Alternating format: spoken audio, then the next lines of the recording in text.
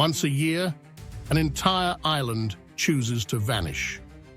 Flights stop, streets fall silent, signals disappear, not because of war, not because of disaster, not because of a storm moving in from the sea. By choice. Every light goes dark, every engine stops, every door closes.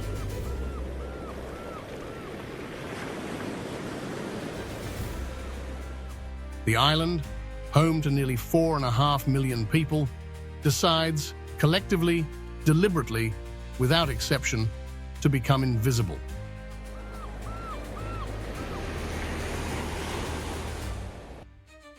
This is Bali, sold as paradise, photographed as perfection, described in 1,000 travel guides as the island of gods, of rice terraces, of sunsets that justify the flight. But behind those images, behind the incense smoke and the golden light and the carefully framed reflections, lies a reality that no postcard has ever shown you. A reality built on volcanic ground that has buried villages and returned them to ash. On water systems older than most nations. On funeral practices that would stop most visitors at the gate. On a form of time that does not follow any calendar you have ever used.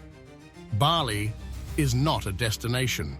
It is a system, a living, working, ancient system that has survived colonization, eruption, and the arrival of millions of strangers, not by adapting to them, but by continuing regardless of them. What you are about to see is not the Bali that was sold to you. It is the one that was always there.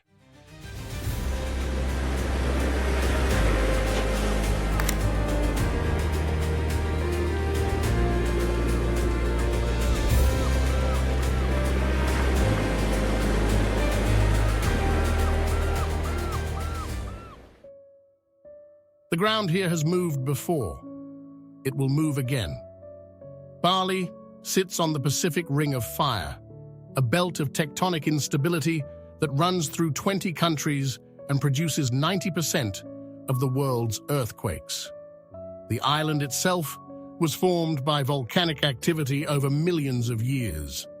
What looks like stable ground is, in geological terms, a temporary arrangement. Mount Agung stands at 3,031 meters. It is the highest point on the island, and for the Balinese, the most sacred. Temples are oriented toward it. Prayers are directed at it. The dead are cremated facing it. In Balinese cosmology, Agung is not a mountain. It is the seat of the gods. The axis around which the entire spiritual world of the island rotates.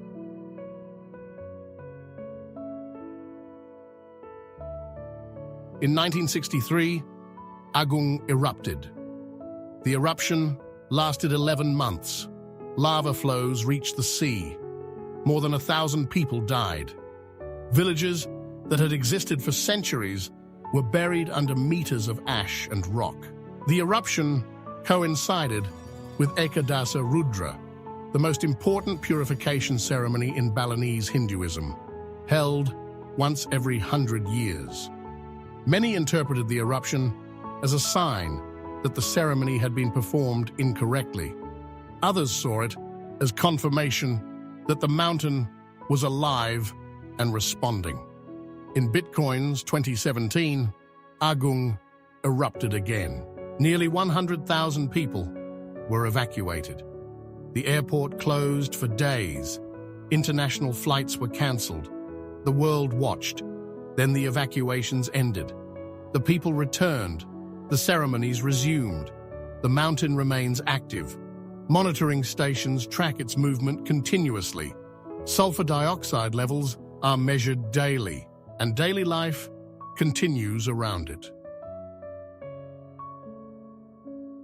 Rice planted, offerings placed, children walking to school on roads that cross the same lava fields that buried their grandparents' villages. This is not denial. It is not ignorance. It is a relationship with the ground that most of the world has never had to develop. A practical, daily acceptance that the earth beneath your feet has its own schedule, and that human life must be arranged around it, not the other way around. The volcanic soil is extraordinarily fertile. Rice grows here in conditions that would fail in most of the world. The same eruptions that erased earlier land created new ground rich in minerals. Farming resumes in patterns shaped by what the mountain allows, heat and growth sharing the same space. The lava fields around Mount Batur tell this story in stone. The ground is black and broken into rough plates and loose fragments. The surface holds heat and releases it slowly even after the sun drops. Movement becomes careful because the terrain offers little forgiveness. What looks solid now once moved as fire. These rocks were formed during eruptions that reshaped the entire area in a matter of hours. Standing on the lava fields feels detached from the coastal image of Bali. The space is wide, quiet, and stripped of detail, closer to a raw surface than a finished landscape. Yet signs of return appear gradually. Small plants take hold in cracks where ash has settled. Fields of green begin where the rock cools and breaks down.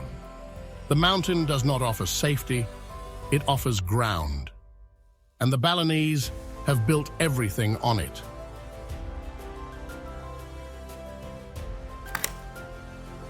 The terraces do not stay green by accident. What most visitors see as scenery is, in precise terms, a feat of hydraulic engineering that has operated continuously for over 1,000 years. The rice terraces of Bali are not decorative. They are functional infrastructure, a system of water distribution that feeds the island's population and has done so without interruption since at least the 9th century. The system is called subak. It is not a technology.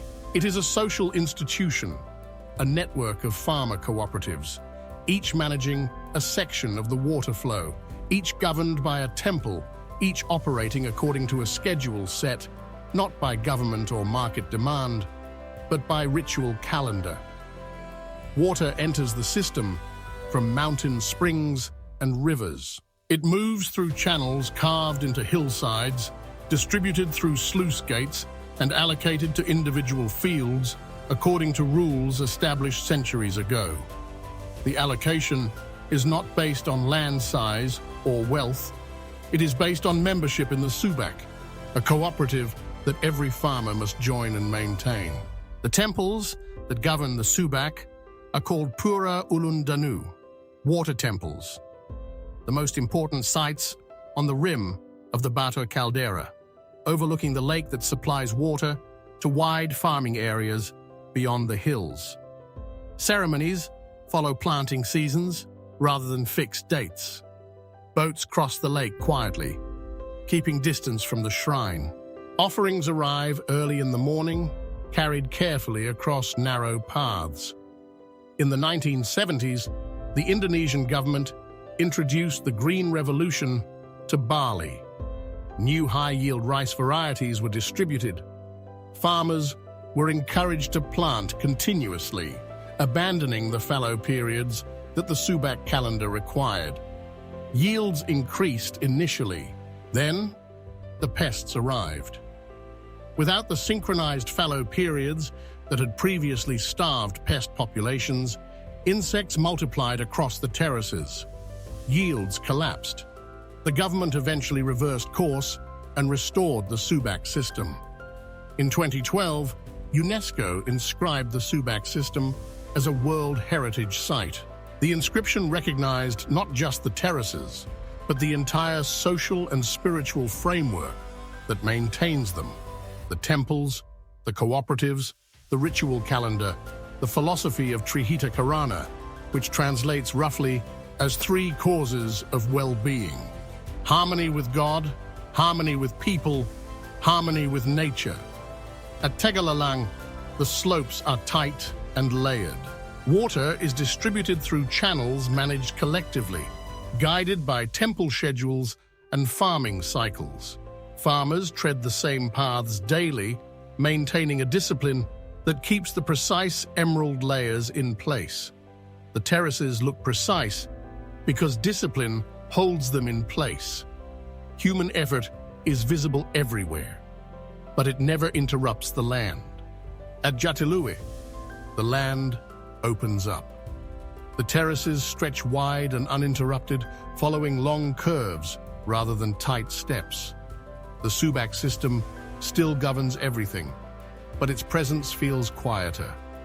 There are fewer signs, fewer staged moments, less sense of performance. Farming happens across a much broader canvas, and time feels slower because distance creates space.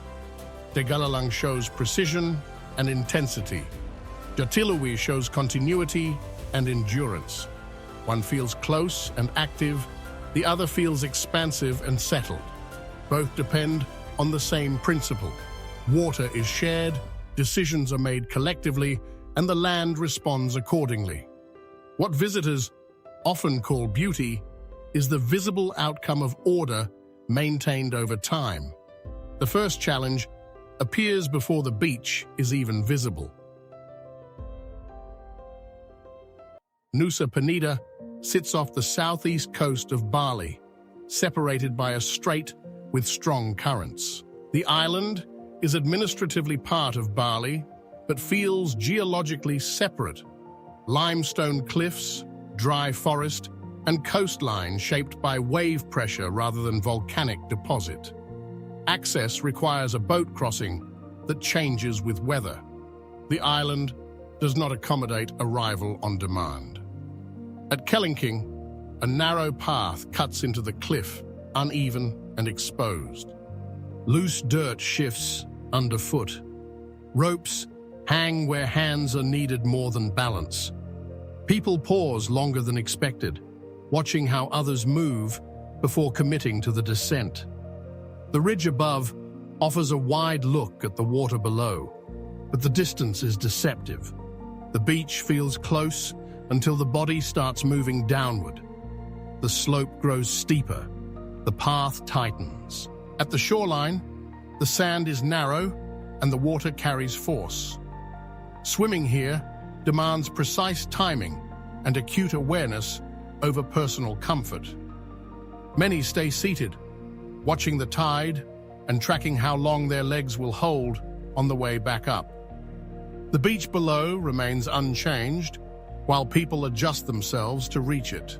At Diamond Beach, access changes, but difficulty remains. Instead of a dirt trail, a stone stairway drops straight through pale limestone. The steps are narrow and steep, carved directly into the rock. There are no wide landings. Movement slows automatically. The sound of waves travels upward through the cut stone. Light intensifies as the view opens. Angel's Billabong sits at the edge of the rock, a natural basin open toward the sea, sculpted entirely by erosion. When conditions are calm, seawater settles into the basin and holds its level. The water stays clear enough to reveal the rock beneath, even when the surface appears still. Color changes constantly. Pale blue in the shallow sections, deeper blue near the edge, then darker again as swells move underneath. What looks stable at one moment can shift quickly the next. Up close, small currents move through narrow channels in the stone. A few steps away, the land opens outward instead of downward. The rock breaks away into a wide, circular gap where the sea rushes through uninterrupted. This is Broken Beach. The shoreline here is missing, replaced by a natural arch carved over time by constant wave pressure. The environment remains pristine, largely due to its defiant inaccessibility. These places exist as a steady counterpoint, offering clarity after strain and space after compression. What stands out is not luxury or ease, but balance. The coast holds its shape unaffected by arrival or departure, maintaining its presence while people move through briefly and carefully. The ground, the water, the coast. These are the physical facts of Bali. But the island is not governed by geography. It is governed by time, a form of time that does not appear on any calendar you have ever used. And it controls everything.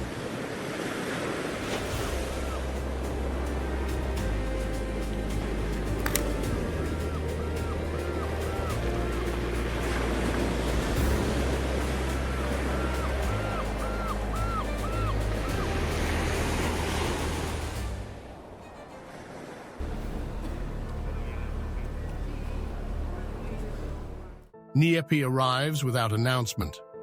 There is no countdown, no public address, no gradual dimming of lights.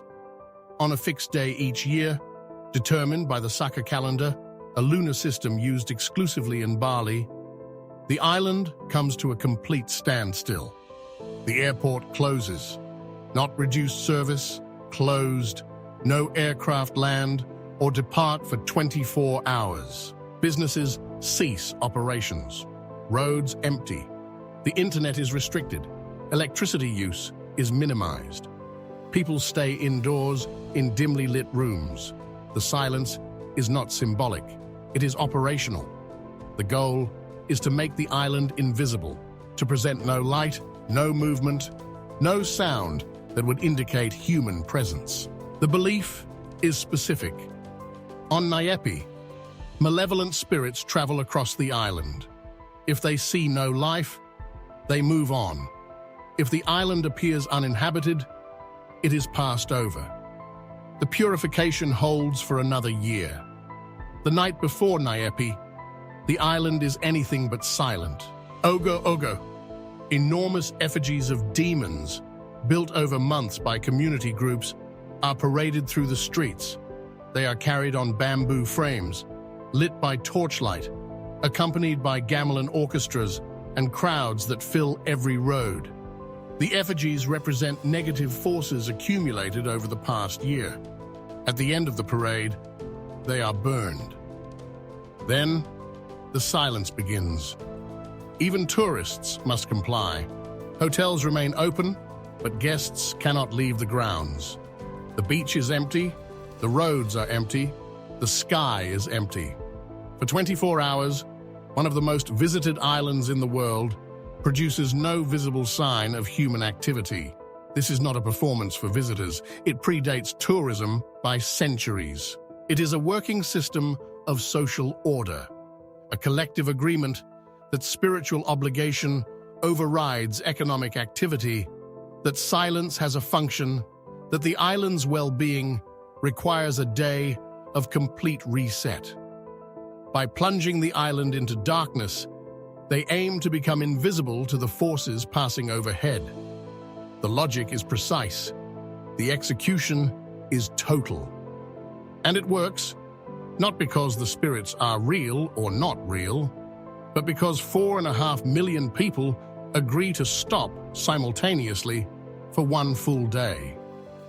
Collective belief can still override modern convenience when a society agrees on what matters most. Every morning, before the day begins, the offerings are placed. They are called kanang sari, small woven palm leaf trays filled with flowers arranged by color: white facing east, red facing south, yellow facing west, blue or green facing north. Each color corresponds to a direction, a deity, a cosmic principle. The arrangement is not decorative. It is a map. Kanang sari appear on sidewalks, on shop entrances, on the hoods of motorcycles, on the steps of homes, on the edges of rice fields, on the counters of convenience stores. They are placed at the base of trees considered sacred, at intersections where spirits are believed to gather. At the thresholds of any space, where human activity and spiritual presence meet. The preparation takes time. The flowers must be fresh. The arrangement must follow the directional rules. The offering must be accompanied by incense and a brief prayer. Missing a day is considered a genuine act of carelessness, not mere negligence, but a failure of daily spiritual maintenance. By midday, many of the offerings have been stepped on, rained on, or eaten by birds and dogs. This is not a problem. The offering's purpose is the act of placing it, the intention, the arrangement, the prayer. Once placed, it has served its function. The physical object is secondary to the spiritual act. Tourists who accidentally step on Kanangsari are forgiven. The act remains a visible reminder that spiritual practice here is routine and expected, not confined to temples or holy days, but woven into the texture of every ordinary morning. The Balinese calendar that governs when specific offerings are made, which ceremonies are held, and which days are auspicious for particular activities runs on a 210-day cycle. It is called the Pawukun calendar. It operates simultaneously with the Saka lunar calendar and the Gregorian calendar.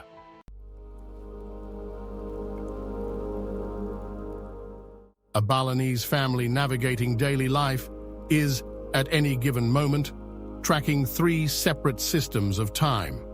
This is not complexity for its own sake. Each calendar governs a different domain. The Pawukon governs ritual timing.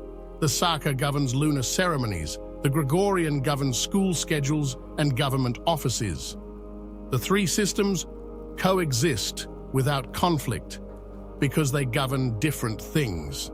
The Balinese do not experience this as complicated. They experience it as complete. Cold water hits the skin without warning. People flinch before steadying themselves, bringing hands together as heads lower in reverence. The line moves slowly, fountain by fountain. Each stop following an order everyone seems to know by heart. The crowd moves with a hushed, deliberate calm, engaging in a ritual that exists entirely for spiritual cleansing, regardless of the audience. This is Tirta Empul,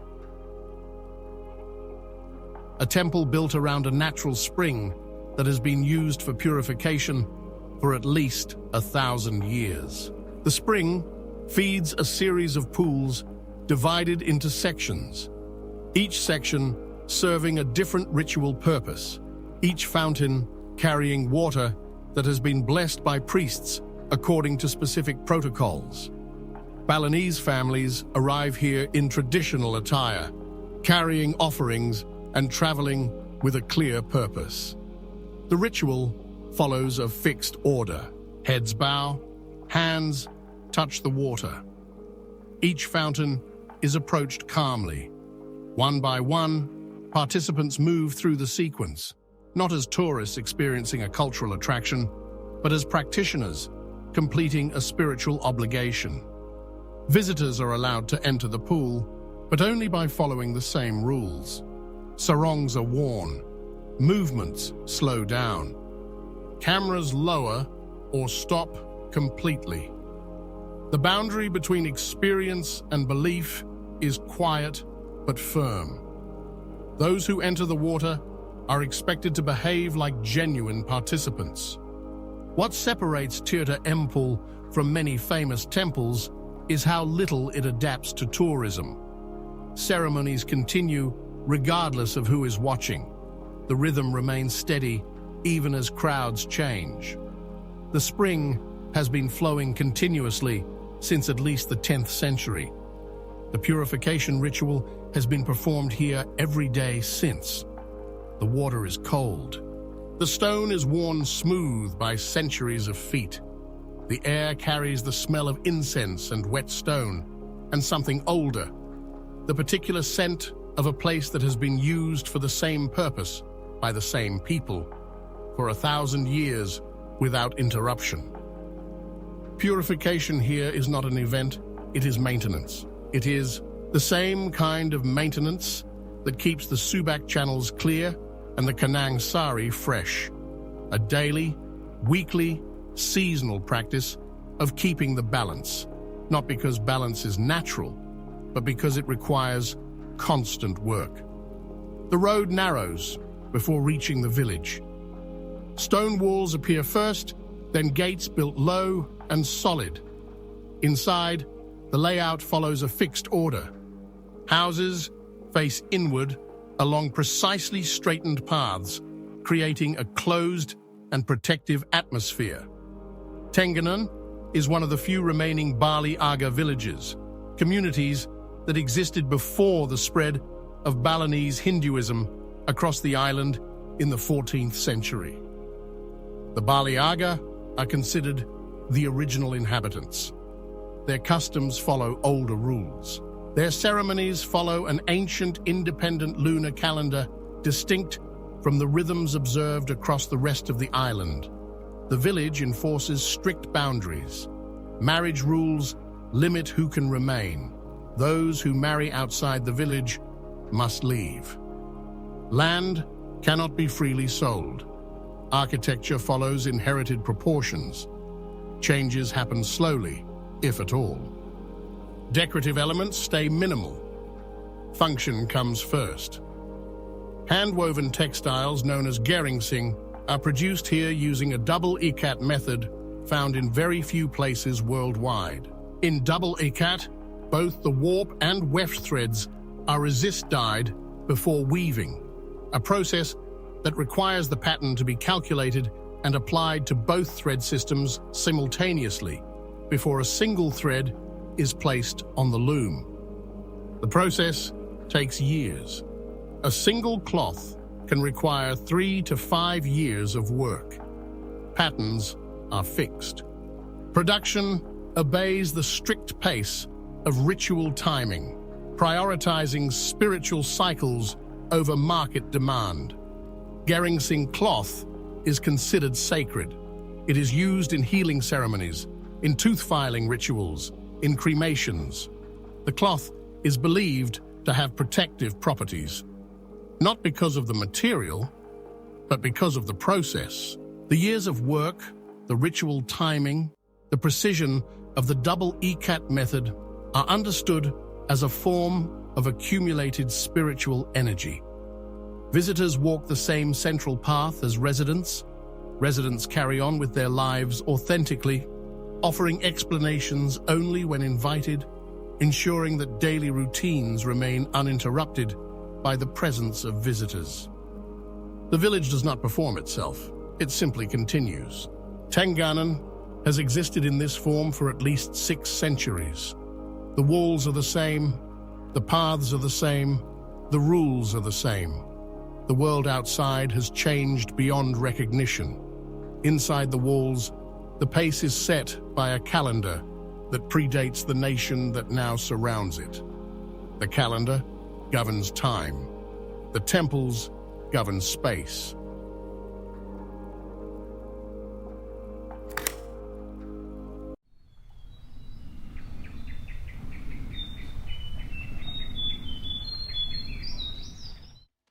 But there is one place in Bali where the boundary between the living and the dead is not a boundary at all, where the dead remain above ground, where the air should carry one thing and carries another, and where the explanation is a single tree.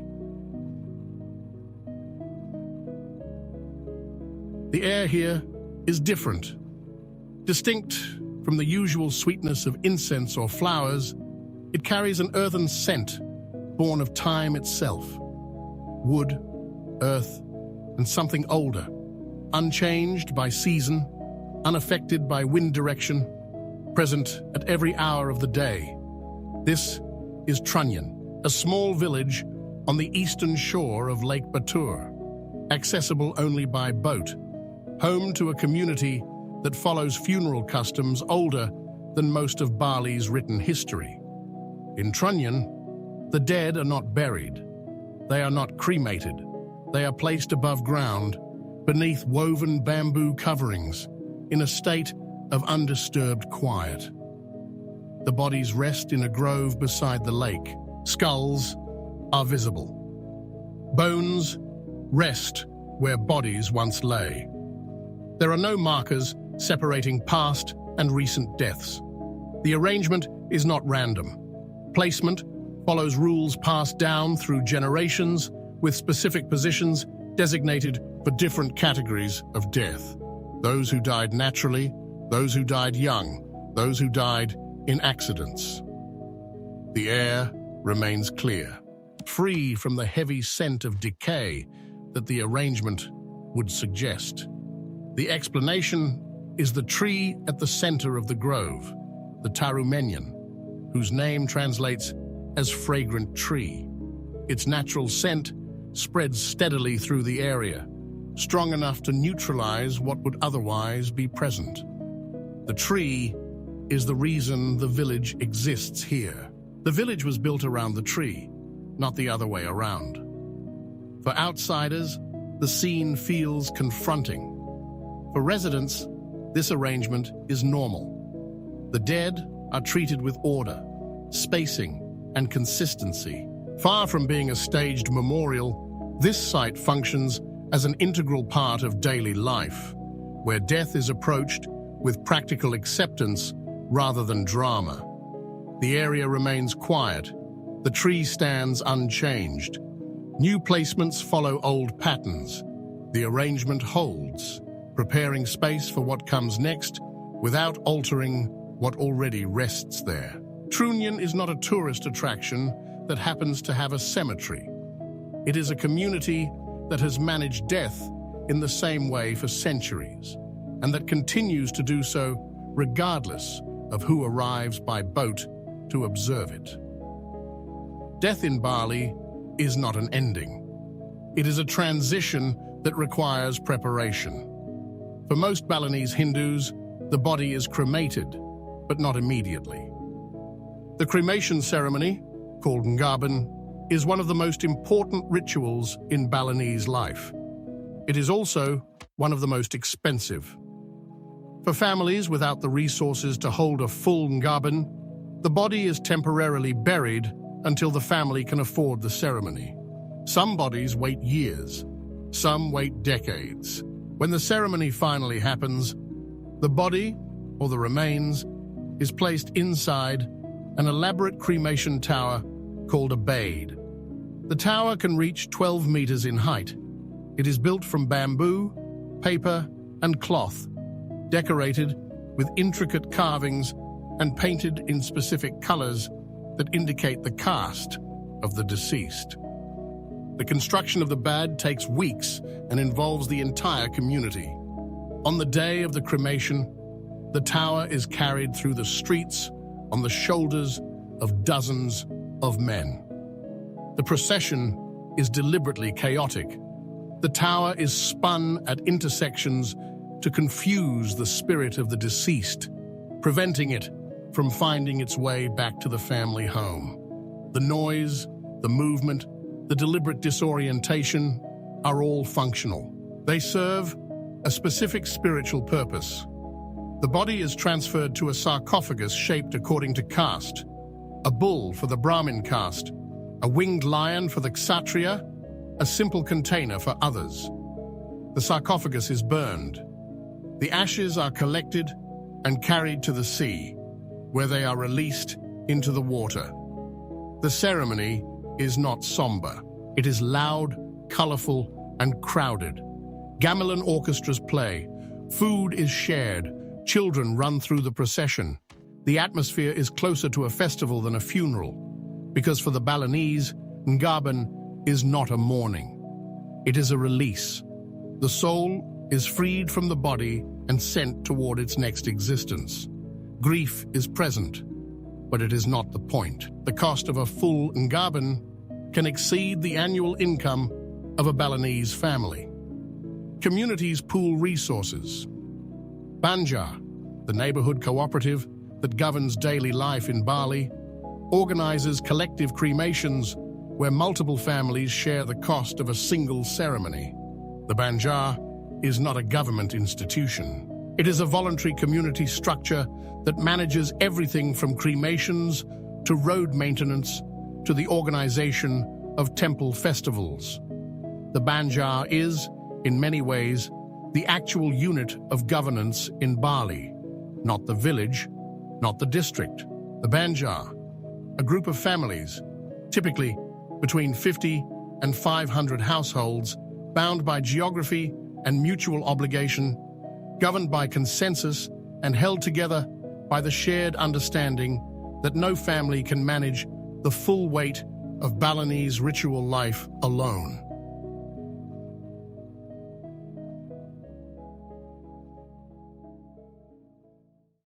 Monkeys move through the space without restriction. They cross paths, climb railings, jump between trees, and pass directly in front of people. Some carry food in both hands. Others reach for anything left unguarded. They move with absolute freedom, crossing boundaries between trees, walkways, and temple grounds without hesitation. People adjust instinctively, slowing down, holding belongings closer, watching each step. The sacred monkey forest in Ubud covers approximately 10 hectares of dense forest in the center of the town. It contains 3 active Hindu temples, a cremation ground, and approximately 1,260 long-tailed macaques organized into 7 social groups. The forest has been managed by the local village of Padangtagal for centuries. The monkeys are considered sacred, guardians of the temples, manifestations of the monkey god Hanuman. The animals are alert and fast, reading human behavior better than most people expect. Clothing, glasses, and food attract instant attention. The macaques have learned, over generations of contact with humans, exactly which behaviors produce results. They are not performing. They are operating within a system they understand completely. What stands out is the complete acceptance of this wild energy within a sacred space. Locals and staff do not intervene unless necessary. Rituals continue while animals move freely through them. The forest is not a zoo. The temples are not exhibits. The monkeys are not attractions. They are residents, wild inhabitants of an active sacred site who have coexisted with human religious practice for as long as anyone can remember. This is understood as shared territory. The boundary between human space and animal space does not exist here. The forest belongs to both, and both operate within it according to their own logic. The roots of the ancient warring in trees spread across the paths, lifting stone and cracking pavement. The trees are hundreds of years old, their branches stretching wide to create a canopy that keeps the ground in permanent shade. Vines hang to the soil, forming new pillars over centuries. The growth does not stop for the structures built beneath it.